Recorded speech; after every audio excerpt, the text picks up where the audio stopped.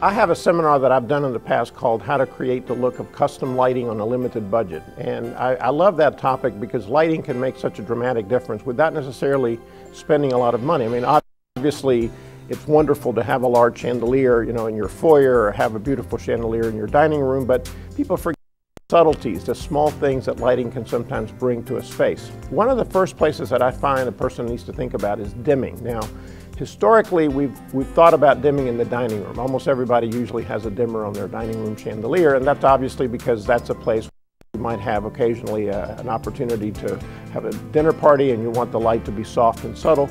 But we don't realize that dimming is actually a tremendous way of altering the light in almost every room in the house. And what's beautiful about that is that you only have to spend $15 to $20 for a reasonable incandescent dimmer to achieve that effect. In fact, one of the most efficient ways of doing that is to put table lamp dimmers. I have them in my own bedroom, each of the two table lamps on either side of the bed, so that if you want the light to be at maximum capacity for reading, you can bring it up, but if you get up very early in the morning and you want to just have a very small amount of light, you can certainly just dim it down and do that. Other places, of course, are like the kitchen. The kitchen today is a center point of entertainment, and that's a place where you can alter the quality of the light and basically do it again very inexpensively with a dimmer. Table lamps are another extremely easy way to bring interest to a room.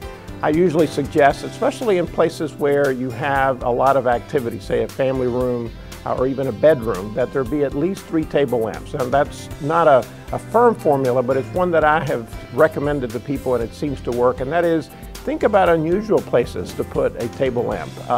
For example, if you have shelving, is there a way to put a small accent lamp up in the shelf? If you have, say, a fireplace, I just did that with my daughter's house. We put 2 small table lamps on either side of the mantle. And what that does is that it brings a sense of humanity to a space. So if you combine the idea of dimmers and then you combine that with, I think, a greater amount of table lamps. Most people already have lamps. But what I find is that we don't think enough about their quality, of how they can actually make a very big effect. A third element that I find very interesting and I think very successful is to use wall sconces. Now, they're a little bit more difficult because you have to have some way to bring electricity to that location on the wall. But wall sconces can be very inexpensive. You can buy a nice wall sconce for $50 to $100.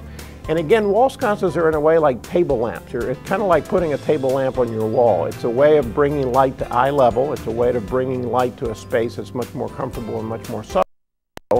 And places, for example, like media rooms, or a place like a family room that you're using, watching television a lot, it's wonderful to have some very simple wall sconces and just basically have that as a way to create a mood in the space, bring the lights down, but yet have enough light, not unlike in a movie theater where you have that little subtlety.